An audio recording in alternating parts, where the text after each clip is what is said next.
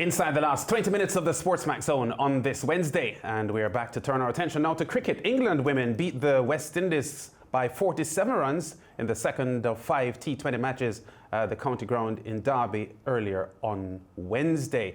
This is the second consecutive match that the West Indies have lost by 47 runs to England. Now, England lost the toss and batted first, posting 151 for 8 from their 20 overs. Wicketkeeper Amy Jones top score with 26 against Stefanie Taylor 2 for 12. In reply, the Windies women could only muster 104 for 8 from their 20 overs, with Deandra Dottin making 38. Scores in the match: England women 151 for 8, the West Indies women 104 for 8. So the West Indies now with just one win in their last 16 matches, and the poor form, Mariah and George, continuing for the Caribbean girls. You know how many England batters today scored double figures, Mariah, off the top of your head? About Most. Probably 6. I was going to say 7. 6. They lost how many? 8 wickets, right? Yeah. They lost 8 wickets, and 6 of the women made double figures. Do you know how many Windies women batted into double figures today? 2. I say no more. Yeah, I wanted to say after the top 4 female batters in the Windies team, there's nobody else to come on and, give us that sort of boost that we need. I looked at the, to be honest, I was looking at the match, which both of you know. And then coming down to the end, I just got up and I went into makeup to come on the show because I felt like I didn't have it in me to sit down and watch us fall like that. Too many misfielding, of course, our batters between the crease looking like if just extremely sloppy. And for me, it's very disheartening to sit down and watch them go through that. I don't know how they feel being on the field going through it for themselves. Deandra Dottin's innings, it seems we have to look at positives. Any way you look at it, it was a very good inning. Well, a good innings, not very good, a good innings. As her innings on Monday was as well. Her innings on Monday was excellent. This was a good innings because it was 38 of 40 balls, a strike rate of 95. That's T20 cricket. The captain made 28 at a strike rate of 90.3. That's 28 of 31 balls. And as I noted, not even England, they bowled so well. Did they bowl any extras today? Yes, they bowled only 7 extras. So remember, I was telling you that on Monday, England's bowlers sent down 17 extras. Well, England had 17 extras.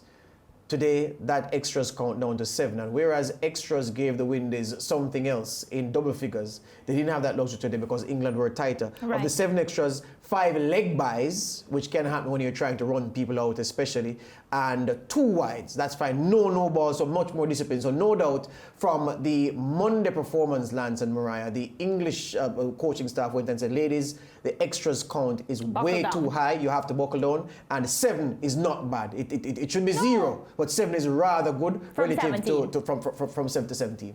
Yeah, and a lot of our analysis of this West Indies women's team and how they have performed in recent years had been centered around the fact that, to be quite frank, the 2 world-class players in the team, because there are only 2 of them, are Stefanie Taylor and Deandra Dottin. And so far in this series, we're seeing that playing out. Now, as we looked earlier this week on the decline of Hayley Matthews, who for all intents and purposes is regarded as one of the 3 giants of the West Indies women's team, and the fact that she has really failed to perform to her expected standards since the 2016 World Cup triumph, we decided that we would look at the importance of the captain Stefanie Taylor to this West Indies women's T20 team. I think we all know the answer. She is extremely important. Whenever Stefanie does well, especially with a bat, then the Caribbean women tend to also perform well. But do the numbers support our opinion? Now, we have looked at her numbers before and after the 2016 World Cup triumph by the Caribbean women. The first set of statistics that we'll be looking at will be listing the top run scores for the West Indies in women's T20 history. And you can see very clearly there where Stefanie Taylor with an average of 36.04 and Deandra Dottin 26.33, by far the most prolific batters in this lineup. Stacey Ann King 17, Hayley Matthews 19, and Charmaine Campbell with an average of 14.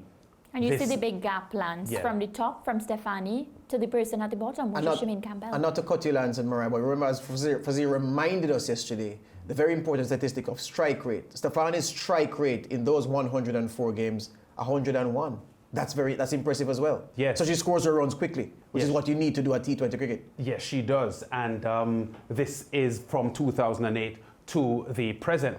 Now, to look at some more specific statistics on Stephanie Taylor herself and what she has been able to contribute to the team.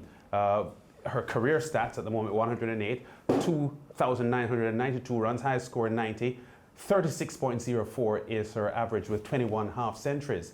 And between the 2008 period and 2016, which was when the World Cup was played, she was averaging 35.67. Now, since the 2016 World Cup, she's averaged 35.63, so some level of steadiness there. During the World Cup, in the 6 matches, she averaged 41 and had one half century. So Stephanie Taylor has been a steady contributor to the West Indies and how they have performed. We want to look at one more statistic here, which exemplifies the fact that whenever Stephanie Taylor doesn't do very well, the team on a whole fails as well. So let's move to those statistics now. Matches that the West Indies win, Stephanie Taylor averages 41.25. The losses, this is the period between 2008 and currently 2020, her average is 29.81 in the matches that we have lost.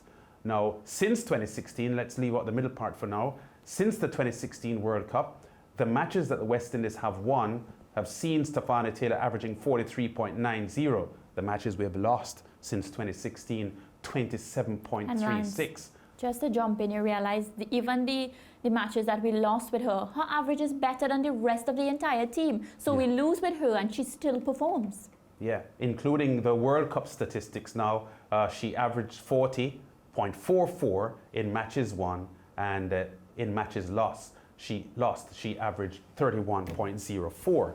And the strike rate is high. Strike rate is consistently high. So the story of Stephanie Taylor is of a captain that is burdened by the job of leading a team that just is underperforming. She is, for the most part, keeping her end of the bargain up. And we have to remember that although she's just 29 years old, Stephanie Taylor is a 12-year veteran. She made her debut for the West Indies just days before her 17th birthday. So she was only 16 when she started out. And she has gone through, Mariah and George, 12 years of West Indies cricket. There have been highs and there have been lows.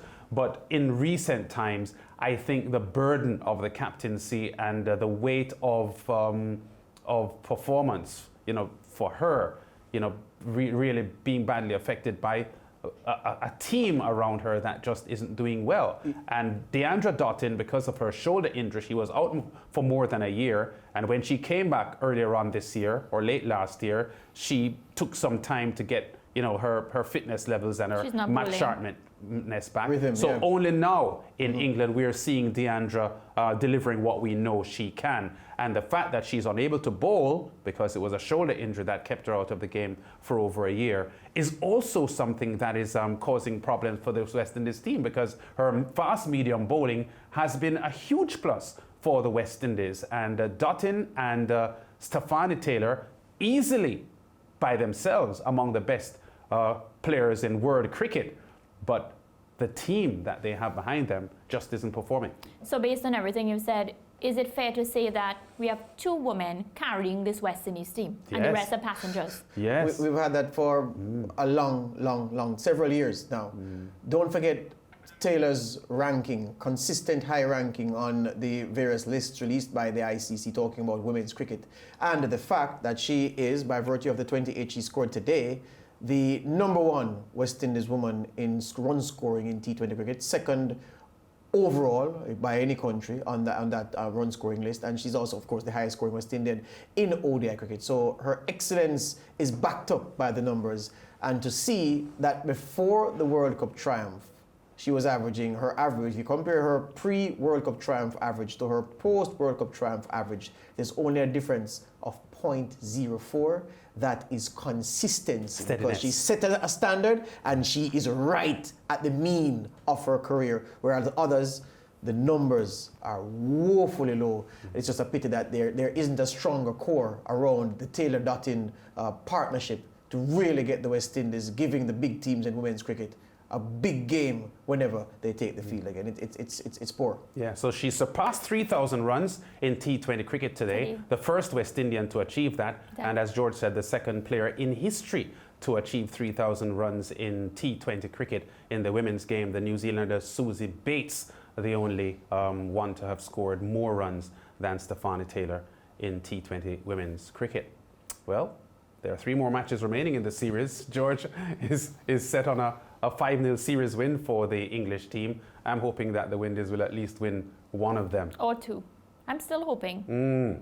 I'll continue to hope. A lot of hope there, Mariah. Yeah, lots. Back with more on the zone after this.